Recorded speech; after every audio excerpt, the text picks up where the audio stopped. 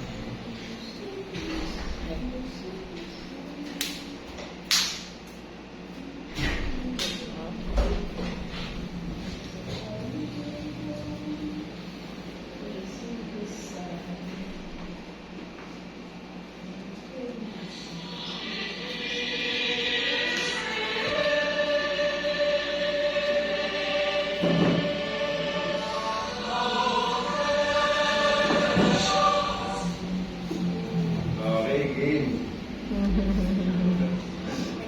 First time. Bago tayo mag-start, tayo po ay tumayo at mag-pray po tayo bago kumanta. Amen. Panginoong Diyos, maraming pong salamat sa araw na ito, Lord. Thank you po sa privilege na makapag-preach at Panginoon. Tanggalin mo po ang ines o tampo sa aming puso sapagkat lahat po ng aawitin namin ay aawitin namin ito ng may pagmamahal para sa iyo, Panginoon. Please, Lord, tanggapin mo po kami, Lord. Pasensya po sa mga pagkukulang namin at mga pagkakamali, Panginoon. Please, Lord, tanggapin mo po ito. Marami pong salamat, Lord, sa araw na ito at sa bawat isa. Marami pong salamat and all these things we pray in the mighty name of our Lord Jesus Christ. Amen. Amen. Tayo ay umawit sa page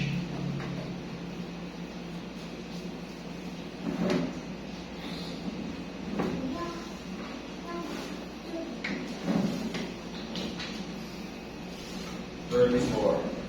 Page 34.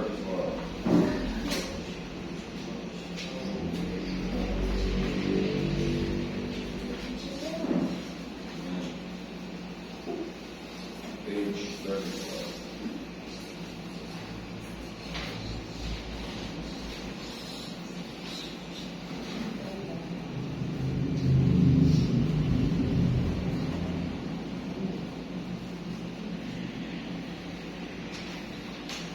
A shelter in the time of storm.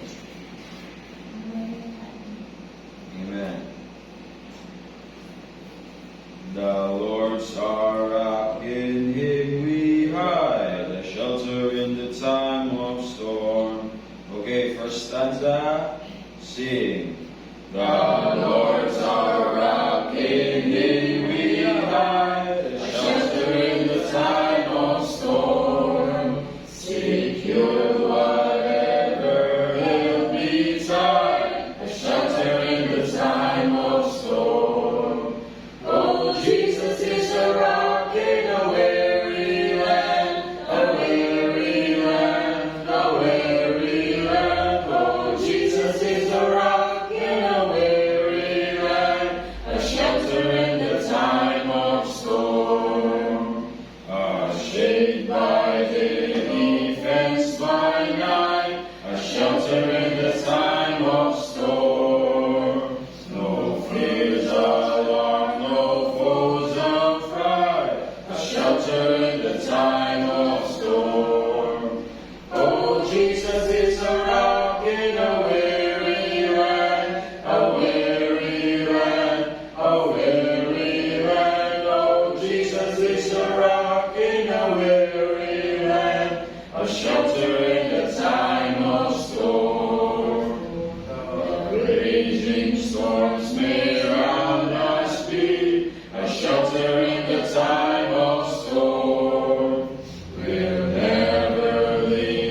safe retreat, a shelter in the time of storm.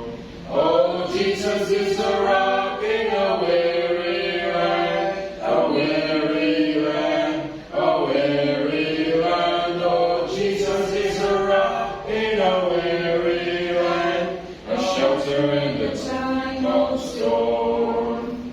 Oh, rock divine, oh, refuge dear, a shelter in the time of storm. Be thou our helper ever near, a shelter in the time of storm. Oh, Jesus is a rock in a weary land, a weary land, a weary land. Oh, Jesus is a rock in a weary land, a shelter in the time of storm. Amen.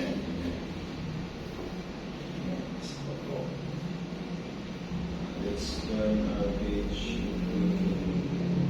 23. My sins are gone.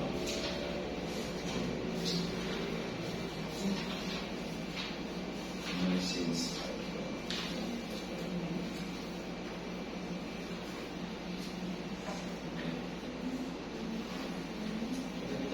You ask why I am happy. gone. So, ang tono po ay you ask why I am happy, so I'll just tell you why. Because my sins are gone, and when I meet the scoffers who ask me where they are, I say my sins are gone. Amen. Okay, first stanza. C. You ask why I am happy, so I'll just tell you why. Because my sins are gone, and when I meet the scoffers who ask me where they are, I say my sins are gone. They are underneath the blood of the cross of Calvary, as far removed as darkness is from dawn. In the sea of God's forgetfulness, that's good enough for me. Praise God, my sins are gone. Just as the ocean altar when God came in my heart, and now my sins are gone. The Lord took full possession, the devil did depart. I'm glad my sins are gone. There underneath the blood of the cross of Calvary, as far removed as darkness is from dawn. In the sea of God's forgetfulness, that's good enough for me. Praise God, my sins are gone. When Satan comes to tempt me and tries to make me doubt, I say my sins are gone. You got me into trouble, but Jesus got me out. I'm glad my sins are gone. They are underneath the blood of the cross of Calvary, as far removed as darkness is from dawn. In the sea of God's forgetfulness, that's good enough for me. Praise God, my sins are gone. I'm living now for Jesus, I'm happy night and day, because my sins are gone. My soul is filled with music, with all my heart I say, I know my sins are gone. They're underneath the blood of the cross of Calvary, as far removed as darkness is from dawn. In the sea of God's forgetfulness, that's good enough for me. Praise God, my sins are gone. Amen. Maraming tayong kasalanan. Dahil kay Lord sa ginawa niya sa cross. Amen. Thank you, Lord, sa ginawa mo, Lord, kahit na sobrang makasalanan natin lahat dahil sa ginawa niya. Kaya natin sumamba sa Panginoon, kaya natin kumanta na parang wala tayong worry dahil lahat pinatawad niya na. Kaya mag-pray tayo ulit para sa Bible study. Let's pray. Close our eyes and our heads. Amen. Father God, we pray to you, Lord, we come to you in a humble heart, Lord. Papakumbaba at nang sa ganun, makarinig kami ng salita mo, Panginoon, Lord. Pinag-pray po namin itong Bible study, Lord, nang sa ganun na marami po kami matutunan sa salita mo. At i-store namin to sa aming puso, nang sa ganun ay makuha namin ang magagandang sustansya ng salita mo. At nang sa ganun ay mas marami kaming malaman at mas matibay ang pundasyon na salita mo sa aming buhay, Panginoon. Panginoon, fill me with your Holy Spirit na serve ko ang message mo sa congregation, Lord. Please, Lord, I cannot do this without you. Thank you, Lord, for this day. In Jesus' name we pray. Amen. Amen. Ngayon po, ang aaralin po natin, sige, una po. First time ko lang po magturo, pero nag-aaral naman ako. So, amen. So, ang aaralin natin ngayon is kung ano yung gusto sana ni Pastor ituro nung nakaraan. Tuturo niya dapat is angels. Pag-aaralan natin yung angel. Bakit natin kailangan pag-aralan ito para hindi tayo malinlang sa mga... Kasi ang tingin ng iba, tingin ng mga makamundong tao is ang anghel ay may pakpak, bata, gano'n, or babae, gano'n tingin ng mga iba na gano'n ang angel. Pero ang angel ay ito na aaralin natin. At syempre, pagtaas natin sa langit para magkaroon tayo ng idea kung ano ba ang katawan natin doon, kung ano-ano. So sa una ay turo ko yung sino ba yung angel of the Lord sa Old Testament and sa New Testament. Ngayon, sa Old Testament, may mababasa kayo dyan. Kung gumagamit kayo ng phone, syempre, maganda rin gamitin yung phone sa pagbasa ng Word ni Lord. Kasi pag nag-search ka dun sa phone, makikita mo lahat ng patungo sa salita niya. Pero kung hindi, okay lang. Pero dahil dito, kung malaman mo to, mas magkakaroon ka ng interest sa salita ng Diyos. Kunyari, kung magbabasa ka ng Word ni Lord, hindi mo alam yung Old Testament, mas mabuboringan ka. Kasi ba't ko kailangan aralin ito? Pang mga lumang tao na ito.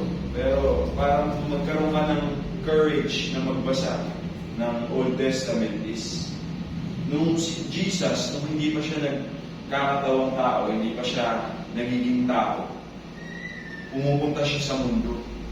At ang tawag sa kanya, sa Old Testament, mababasa mo siya. Siya yung Angel of the Lord. Capital L-O-R-D. Old Testament.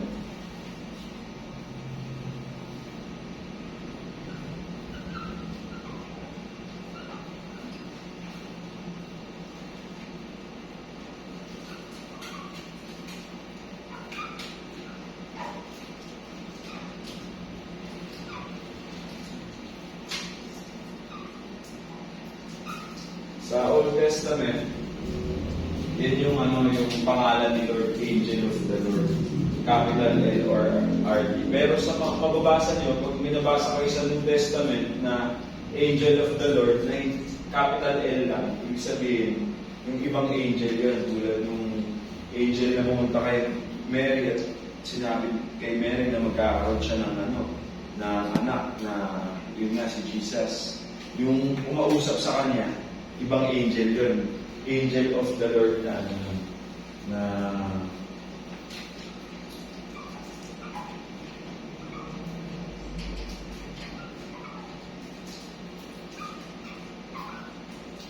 maliit lang yung ORD. Ibig sabihin, yung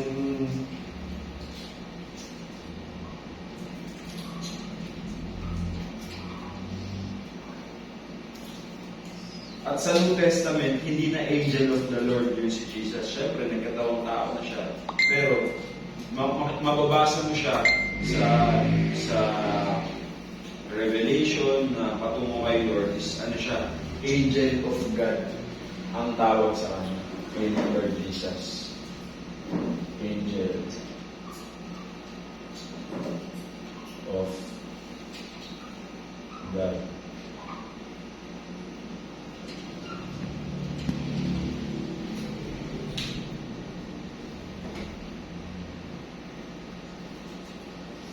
Yan. At sinasabi sa Bible na si Jesus, angel siya ni Lord. Kasi ang mga angel, anak niya ng mga Diyos. Anak niya ng Diyos. They are the sons of God, sinasabi dito sa tuturo ko. At sinasabi buksan natin yung Bible natin sa Hebrews 1, verse 13 to 14. Hebrews 1.